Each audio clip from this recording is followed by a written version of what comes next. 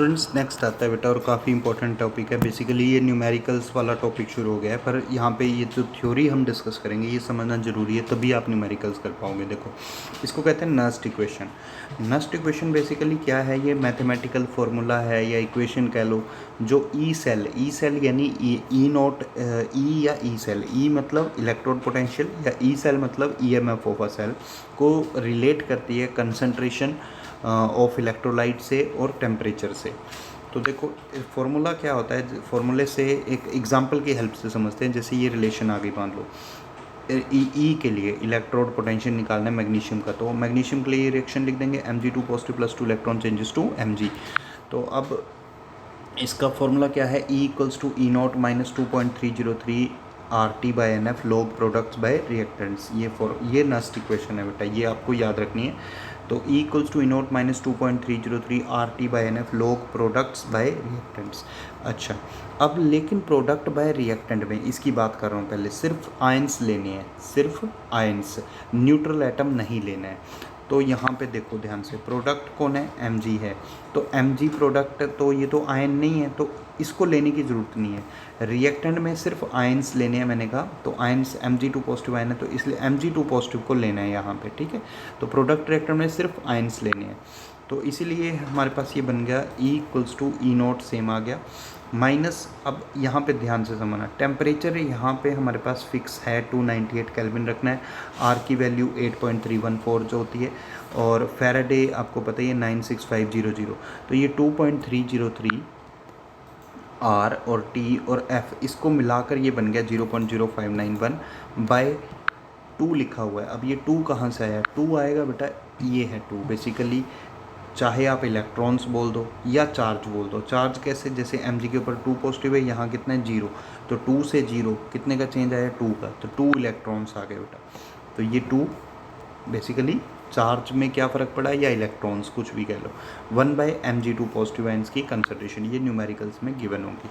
अब जैसे एक और समझाया हुआ है एग्जाम्पल यहाँ पे, 2H positive plus 2 electron changes to H2। तो अब देखो E equals to E not minus 0.0591/2 log product by reactant, product H2, तो H2 तो लेना नहीं है, सिर्फ आयंस लेने हैं, बाय रिएक्टेंट में आयन कौन है? H पॉजिटिव लिख दिया। अब इम्पोर्टेंट, बड़ा इंपॉर्टेंट पॉइंट ये कि ये जो 2 है ये कहाँ जाएगा? ये पावर में चला जाएगा, तो इस तरह से। अच्छा, नेक्स्ट देखिए, अब रिलेशन ऑफ ई सेल, ये तो ई थी, ई यानी सिंगल सेल, सिंगल इलेक्ट्रोड का। अब सेल हो तो क्या करेंगे? तो ई सेल में भी सेम यही रहता है, कोई ज़्यादा फ़र्क नहीं है। जैसे ये हमने जो पढ़ा है इलेक्ट्रोकेमिकल सेल, उसी को ले लिए, Zn प्लस Cu2 positive changes to Zn2 positive plus Cu। तो यहाँ पे देखो E cell equals to E not cell minus 2.303 RT by NF log product by reactant. फिर से वही चीज़, 2.303 R, T और F ये कांस्टेंट है।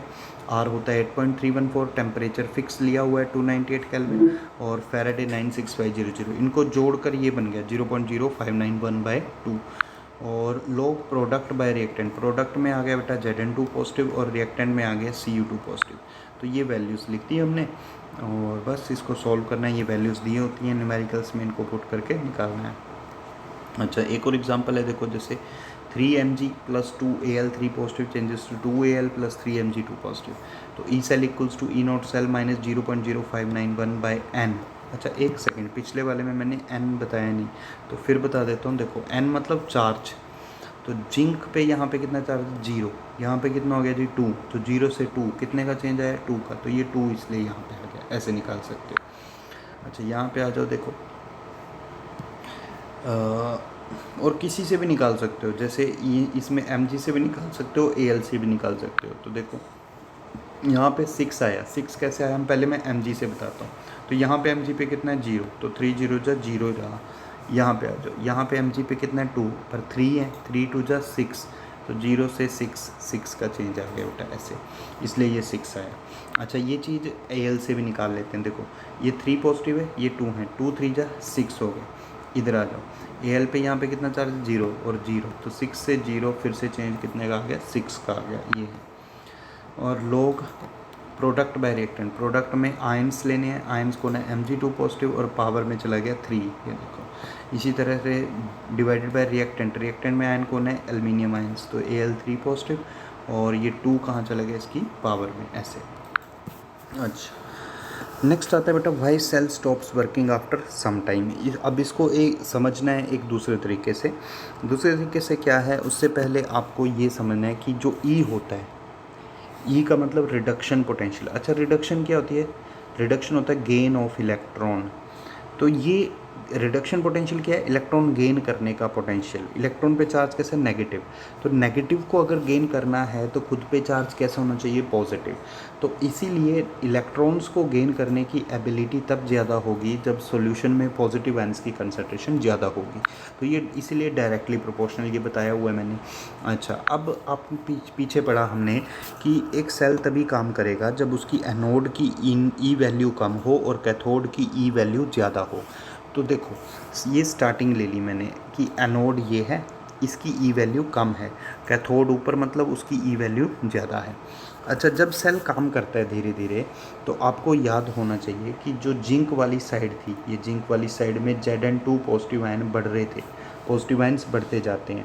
तो पॉजिटिव आयन्स बढ़ेंगे तो ये जो फॉर्मूला लिखा है ऊपर ये वाला कि ई और पॉजिटिव आयंस डायरेक्ट हैं, तो पॉजिटिव बढ़ेंगे तो यानी एनोड की ई वैल्यू धीरे धीरे बढ़ती जाएगी, ये ऊपर आने लग पड़ा इस तरह से। और कैथोड पे Cu2 पॉजिटिव आयन तो इलेक्ट्रॉन गेन कर लेते थे, तो Cu बन जाते थे, यानी पॉजिटिव आयन कम होते जाते थे। तो पॉजिटिव कम होंगे तो उसकी ई वैल्यू कम होगी धीरे धीरे, और ये इस तरह से नीचे आ जाएगी।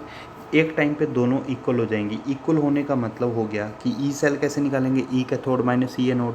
तो दोनों इक्वल हो गए तो ई सेल तो जीरो आ गया। ई सेल जीरो मतलब सेल ने काम करना बंद कर दिया। तो बेसिकली यही होता है, और इसी चीज़ को मैंने समझाया यहाँ पे, ये लिखा हुआ है, ये देखो जो ऊपर समझाया कि for a feasible cell reaction, एक सेल काम कब करता है? जब उसकी एनोड की वैल्यू कम होगी कैथोड से। However when cell reaction is in progress, जैसे जैसे सेल काम करता है एनोड की ई वैल्यू बढ़ती जाएगी पर कैथोड की वैल्यू कम होती जाएगी। एनोड की ई वैल्यू क्यों कम बढ़ती जाएगी बेटा? क्योंकि एनोड पे पॉजिटिव आयंस बढ़ते हैं और कैथोड में नेगेटिव यानी पॉजिटिव आयन कम होते जाते हैं। अच्छा, एट सर्टेन पॉइंट, किसी पॉइंट पे एनोड और कैथोड की दोनों वैल्यूज़ इक्वल हो गई, ये इक्वल है बीच में, तो ई सेल जीरो हो गया, यानी cell stops working and cell reaction is at equilibrium. अच्छा, so if at equilibrium E cell हो गया zero, then Nernst equation will be, तो ई सेल हो गया जीरो। अब फॉर्मूला क्या था? E cell equals to E note cell. तो ई सेल तो जीरो हो गया बेटा, ये आ गया E note cell minus 0.0591 by n log products by reactants.